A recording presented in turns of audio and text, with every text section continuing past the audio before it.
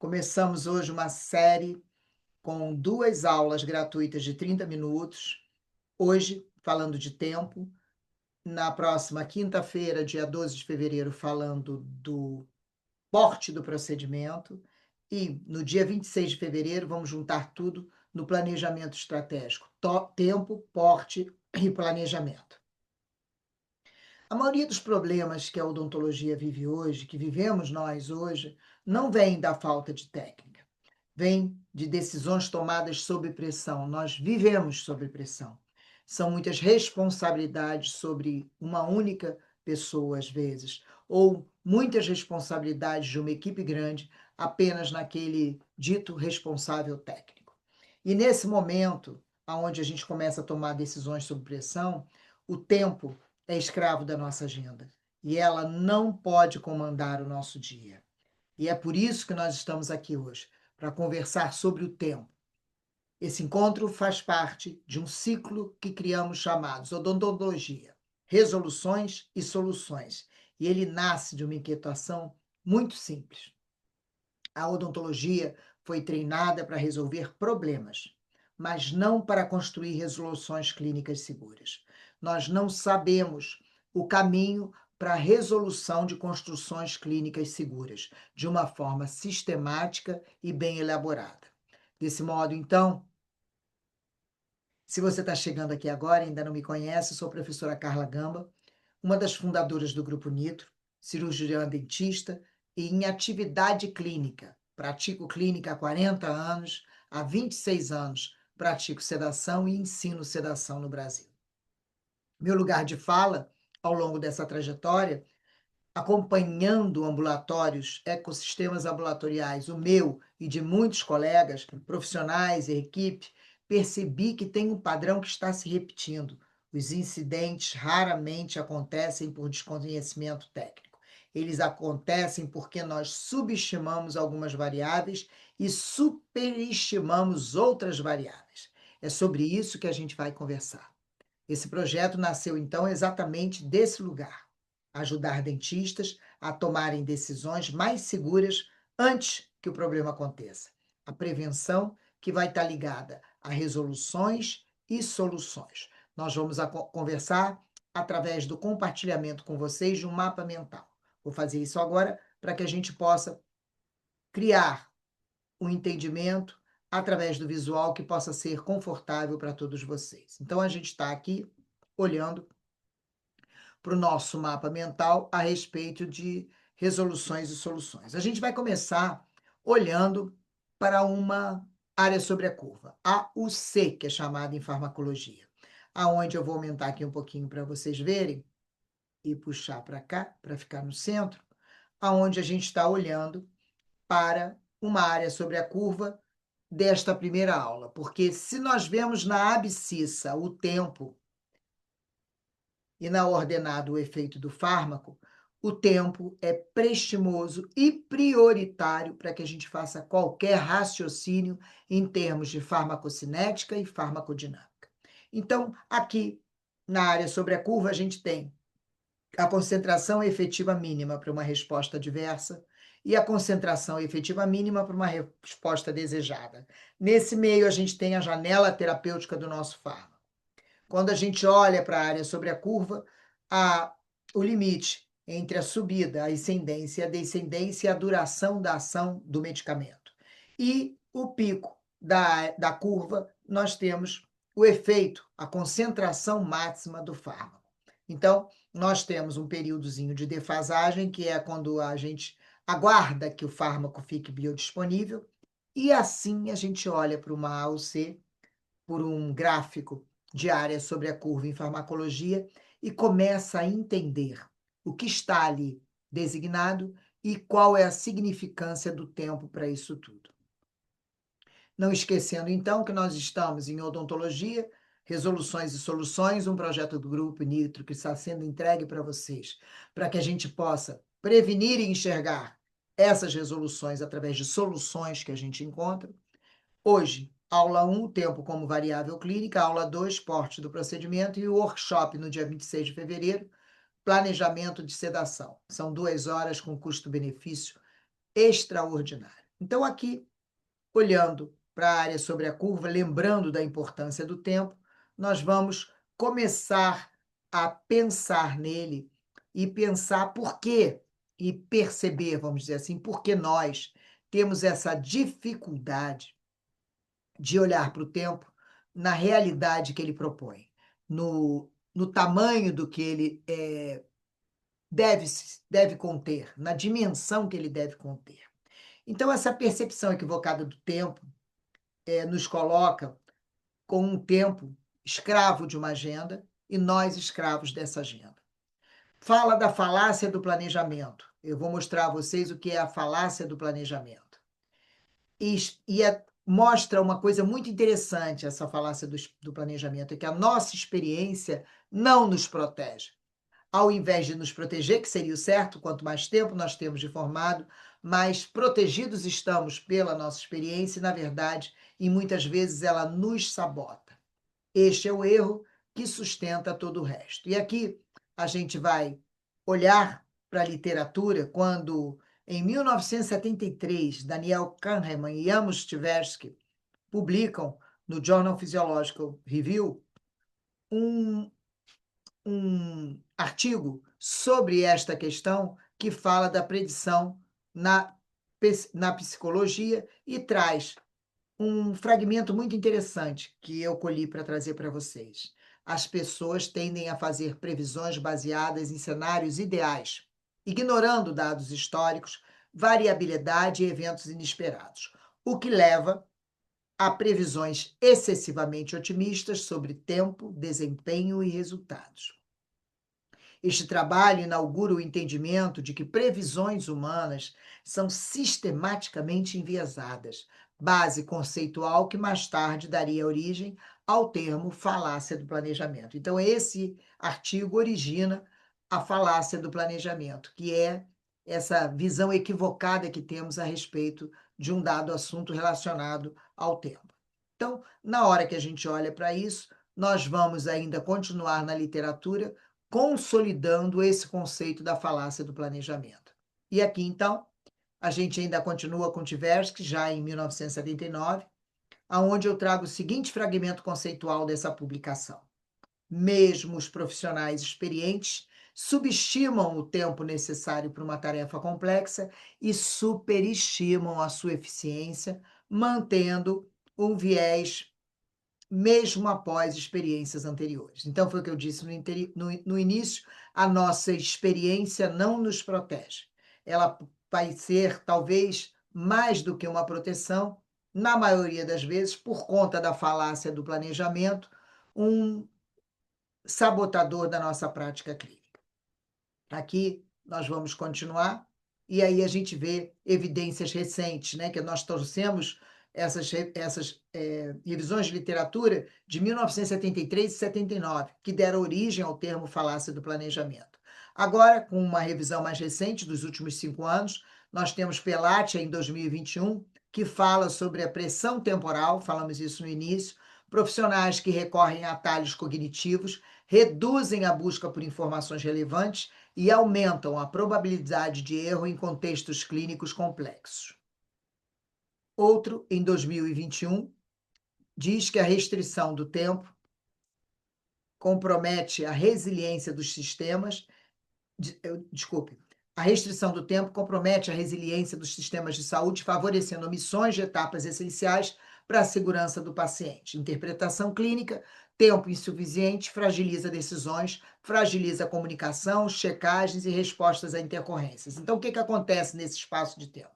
Na hora que o SUS, por exemplo, nos exige muito mais produção do que complexidade e tempo de trabalho, nós estamos, de novo, trabalhando como escravos de uma agenda, seja no público, seja no privado.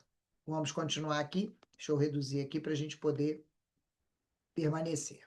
Então, na hora que eu falo da predição cognitiva e da nossa decisão, nós estamos falando que na hora que a gente fica escravo do tempo, a gente parte para atalhos mentais, reduz a vigilância, quebra etapas e a decisão sob pressão nunca é uma decisão neutra. Aqui a gente vai trazer argumentos sobre isso, onde a literatura em segurança do paciente reconhece que o risco assistencial emerge da interação entre a tarefa e o procedimento, é o que nós estávamos falando, sobre o tempo e o porte do procedimento, tempo hoje e porte do procedimento na próxima aula. Profissionais, quem é o profissional, há quanto tempo ele está superestimando a capacidade dele e subestimando o procedimento que vai fazer. Qual é a organização da agenda dele a partir de uma nova noção sobre o tempo.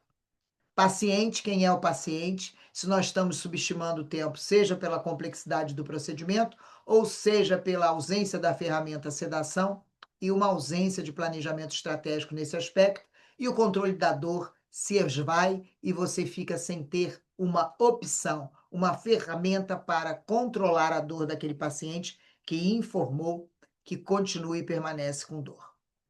E o tempo, que é aquele que está sendo cuidado agora por nós e sendo evidenciado como uma parte importante na estratégia de abordagem do paciente com relação à segurança do procedimento. E o sistema organizacional da clínica, que vai carecer de todas as etapas do checklist na medida que a gente esteja sem tempo para executá-lo e precise diminuir o tempo de intervalo para que a gente não venha atrasar o próximo paciente e assim o risco começa a se multiplicar. Quando o tempo é comprimido ou mal dimensionado, decisões tornam-se mais intuitivas, menos racionais, checagens são reduzidas, a comunicação da equipe se fragiliza, a capacidade de resposta a intercorrências diminui, e em ambientes ambulatoriais, essas condições criam um cenário propício para incidentes evitáveis. Vai ser no terceiro ponto que a gente vai falar sobre eventos adversos e incidentes. Na hora que a gente começa a se propor a, a tornar maior o risco na nossa prática clínica, é quando a gente entra na tal falácia do planejamento.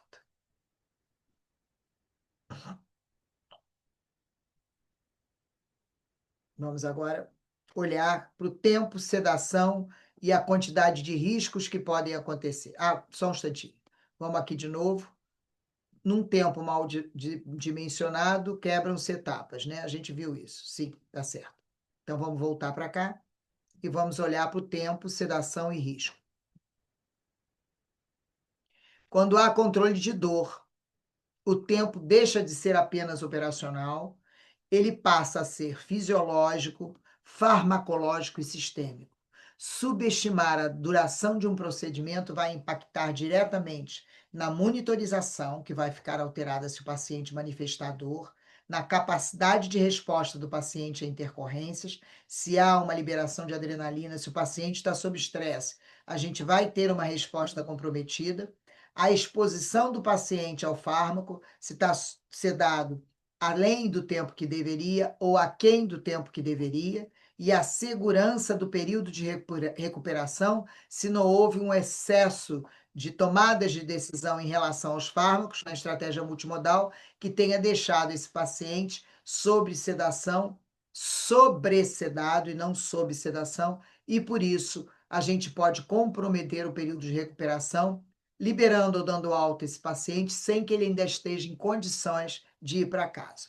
O risco nesses casos não está apenas na dose, mas na exposição ao longo do tempo. De novo, nós no tempo, que é o grande senhor da nossa agenda, que na verdade ele tem que estar submetido a essa equação na hora que nós reconhecemos essa falácia do planejamento e começamos a reorganizar o nosso sistema reconhecendo a falácia do planejamento. Eu acho que seria essa a maior mensagem que esse encontro, essa aula, traz para vocês sobre o tempo.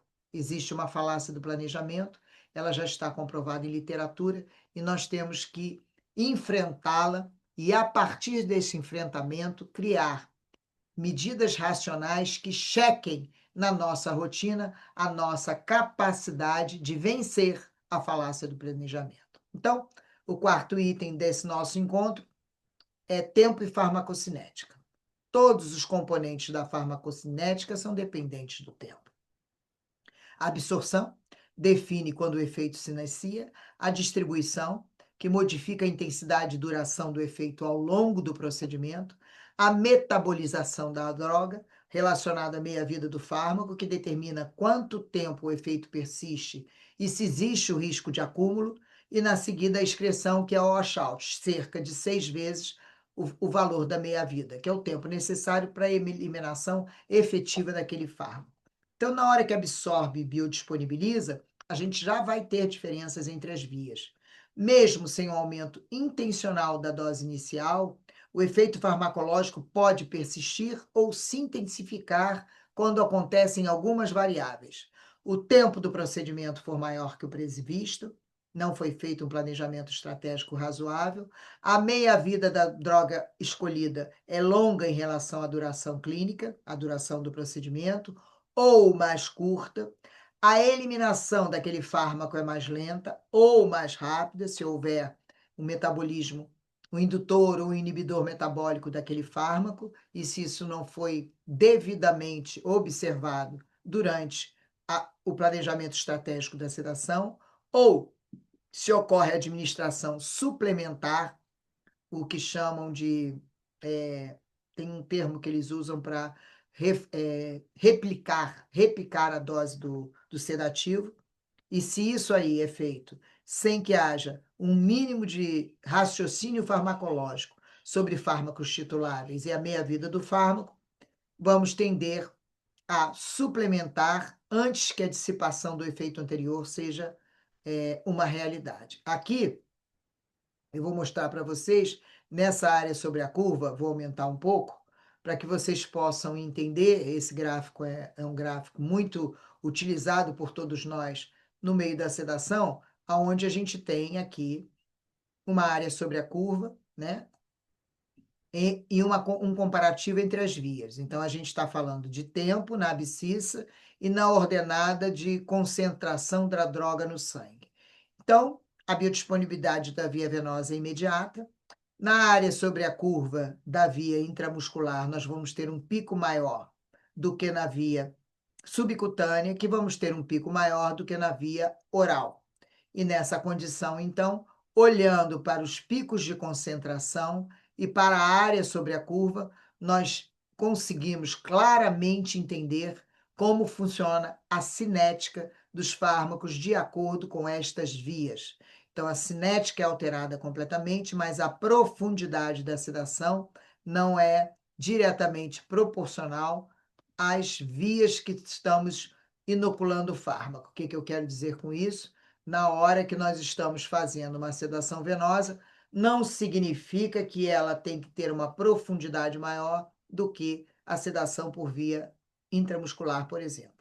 A área sobre a curva, na farmacologia, representa a exposição total do organismo a um fármaco, calculando a parte integral da concentração plasmática ao longo do tempo.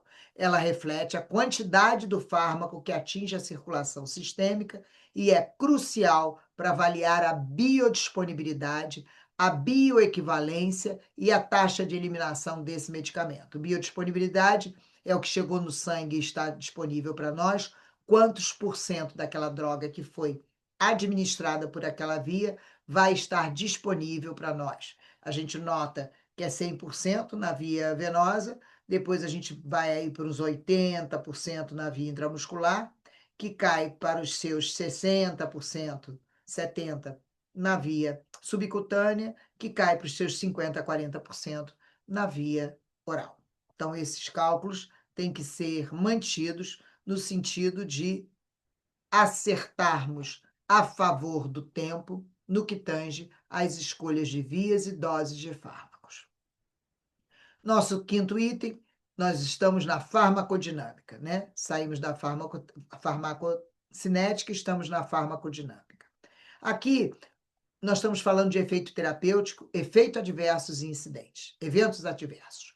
O efeito terapêutico ocorre dentro da janela terapêutica, lembram? Concentração efetiva mínima da dose tóxica e concentração efetiva mínima da dose desejada. Então, ali nós temos um espaço onde a ação da droga acontece, que se chama janela terapêutica, onde temos um benefício clínico e segurança aceitável em relação à droga. O efeito adverso surge quando a exposição ultrapassa essa janela, seja por um tempo excessivo, sobreposição de efeitos ou variabilidade individual. O efeito adverso, por si só, não é um incidente, mas cria um cenário para que o incidente possa acontecer. Então, o efeito adverso pode acontecer por conta da escravidão à agenda em relação ao tempo, ou sobreposição de efeitos, que também está falando sobre o tempo mal planejado, ou variabilidade individual, falta de conhecimento daquele paciente, porque num primeiro momento não se pensou num briefing, que a gente fala muito disso no curso óxido nitroso, fármaco titulável. Quem puder desfrutar, são 4 horas de curso, que eu ainda vou falar um pouquinho mais quando falar de óxido nitroso, mas a variabilidade individual é muito falada, é muito cuidada e muito orientada para vocês nesse curso. Então, o efeito adverso que pode provocar um incidente acontece quando a gente prolonga a sedação, pode acontecer depressão respiratória, a recuperação fica tardia ou a necessidade de uma intervenção não planejada, porque a gente estava lidando e trabalhando contra o tempo. No capítulo de gestão de riscos, incidentes e eventos adversos, na nossa RDC 1002/2025, nós temos um conteúdo obrigatório na série de documentos de boas práticas para a segurança do paciente, aonde nós temos que identificar riscos sanitários, prevenir acidentes, saber manejar eventos adversos, ter protocolos para intercorrências, registrar e notificar eventos adversos. Na 50ª reunião da Anvisa, quando, na véspera, 2 ou 3 dias antes de publicar a 1002/2025, o presidente, junto com a doutora Pantoja, Eliane Pantoja, acho que é esse o nome da dentista que estava na equipe, colocaram a ausência de notificação de eventos adversos relacionados à odontologia, que foi uma das coisas que os moveu na direção de criar essa RDC. Esse capítulo, então, na RDC, obriga de forma indireta e inequívoca que a série de documentos de boas práticas de funcionamento contenha protocolos para intercorrências médicas. Não é para quem faz sedação, é para quem faz odontologia com anestesia. Você tem que criar o seu protocolo de correção de intercorrências. O que que você faz se você usa a articaína, lidocaína, mepfacaína? Você vai botar na série de documentos de boas práticas e quando você estiver narrando o que que você faz para que a segurança do paciente seja privilegiada, qual é o seu protocolo de intercorrência para cada um desses fármacos? E qual é o protocolo na medida que você chegue ao limite de tubetes anestésicos e o paciente ainda denuncie dor? POPs de respostas a eventos adversos, definição da responsabilidade dos membros da equipe, fluxo de registros e notificação. Se isso não estiver escrito e organizado, o seu serviço vai estar em desconformidade com a RDC 1002 e nós temos até dezembro de 2026 para sanar essa questão. É por isso que a gente está aqui, desde agora, desde o início de janeiro, desde que tivemos a publicação das 2 resoluções.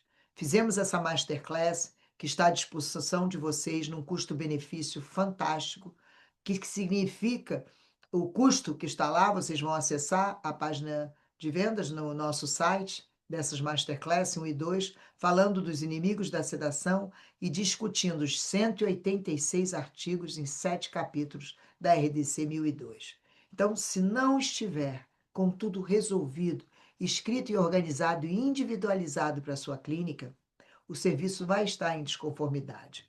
Os requisitos relativos à segurança do paciente, à gestão de risco, aos incidentes e aos eventos adversos estão concentrados no capítulo específico da RDC 1002/2025, que trata da segurança do paciente e gestão de risco, com dispositivos que abordam prevenção, protocolo, registros e análises de possíveis ocorrências, além de reforços nos capítulos sobre responsabilidade técnica e documentação. Então, nesse momento, o que a gente tenta fazer vocês perceberem e se apropriarem é que através da nossa prática, dos possíveis flagelos, daqueles pontos que nos estressam e nos sobrecarregam sobremaneira, como a falácia do planejamento, como a nossa relação com o tempo, que a gente possa olhar para isso e transformar isso na nossa prática clínica em uma organização mais longeva e confortável, e que isso irá se traduzir por uma série de documentos de boas práticas de funcionamento. É assim que a gente está enxergando e é assim que a gente pretende conduzir com todos vocês. Vamos agora para o número 6. Estamos falando agora do óxido nitroso, o fármaco titulável. Ao analisar a relação dose, tempo e efeito, o óxido nitroso apresenta características de segurança absurdamente relevantes. Mas nós trazemos a importância de olhar para ele como um fármaco titulável, porque não é a via que é titulável, é o fármaco que é titulável. E o fármaco é titulável de acordo com as características cinéticas dele. E aí, de novo, que nós vamos olhar para o tempo e estar sob o comando e não sendo escravo dele. Na hora que eu conheço a cinética daquele medicamento e que eu faço meu planejamento estratégico de sedação, olhando para essa cinética, olhando racionalmente para o tempo e não de forma intuitiva nesse momento, nós vamos estar cada vez mais entregando segurança e saindo da possibilidade de riscos indesejáveis. Então, o efeito adverso. Desculpe. Então, por que que o óxido nitroso é tão valioso? Que ele tem início e término rápido de ação, baixa metabolização sistêmica, a eliminação pulmonar absolutamente previsível, 3 a 5 minutos com oxigênio a 100%, você lava o sangue e retira, por diferença de gradiente osmótico, o óxido nitroso do sangue e coloca o oxigênio exclusivamente, visto que você fechou a manete do óxido nitroso e está disponibilizando para o paciente oxigênio a 100%. O washout é rápido, não tem metabolismo hepático, não tem excreção renal, rapidamente você absorve, você elimina o óxido nitroso. E controle, deste modo, do efeito por titulação em tempo real. Houve alguma sobredosagem, se você sentiu o paciente aprofundando, basta você tirar 10, 20%. Sentiu que o paciente está superficializando, basta você entregar 10, 20%, e em 3 minutos, menos de 3 minutos, você tem o resultado da sua ação. Isso confere ao óxido nitroso uma janela de segurança ampliada, especialmente quando comparado a fármacos sistêmicos com meia-vida prolongada e com risco de acúmulo. Essa história do repique das doses é uma outra conversa que precisamos ter para saber aonde você está escravo de um tempo que você desconhece, por desconhecer a cinética daqueles fármacos, e se e se e ousa fazer o repique daqueles fármacos sem estar contribuindo para a dosagem maior no encontro, num pico de concentração máxima, para que a efetividade da estratégia multimodal aconteça. Então, desse modo, assim, a segurança acontece de forma automática. Ela depende de uma indicação correta do óxido nitroso, que por sua vez não está indicado para todos os casos, o porte do procedimento e o planejamento do tempo que você vai utilizar para fazer aquele atendimento. E assim nós estamos chegando no final da nossa conversa e a síntese dessa aula que fala do tempo e a variável clínica e farmacológica desse tempo, que nos organiza para enfrentar a falácia do planejamento, onde subestimamos o tempo, que aumenta a exposição à pressão cognitiva e o risco. Não olhamos para a área sobre a curva, para a meia-vida e a shout, que precisam ser parte da nossa decisão clínica. Uma sedação segura começa invariavelmente no planejamento do tempo para depois olhar para o porte, ou quem nasceu primeiro, se é Toshines que rende mais porque é fresquinho, é um anúncio antigo, ou ele é fresquinho porque rende mais, enfim. Aonde começa a nossa noção? Tempo ou porte de procedimento? Como o tempo leva uma falha de cognição relacionada à falácia do planejamento, era necessário que primeiro nós enfrentássemos e reconhecêssemos essa falácia, para a partir desse reconhecimento a gente possa vir a olhar, sim, agora nesse momento, para o porte do procedimento. Então, essa aula inaugura a tríade que sustenta o nosso projeto: tempo, porte do procedimento e o workshop com um custo-benefício fantástico de planejamento. No final, todos vão ter uma visão precisa da importância de adequarmos o nosso olhar a partir desta variável, o tempo. Ele é, com certeza, uma variável clínica, onde não podemos subestimar o tempo, porque senão a gente aumenta o risco, e a segurança começa num planejamento bem executado, reconhecendo a possibilidade de falácia do planejamento. Se o tempo já muda tudo, o que vai acontecer quando o porte do procedimento, que não foi corretamente avaliado, se juntar a isso no nosso próximo encontro?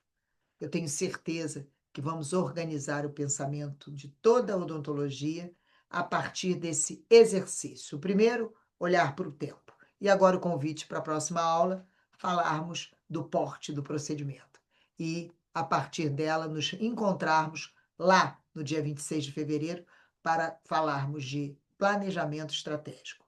E se você vai conosco, eu espero que você venha conosco para aprofundar e interagir tudo isso em prática no dia 26 de fevereiro.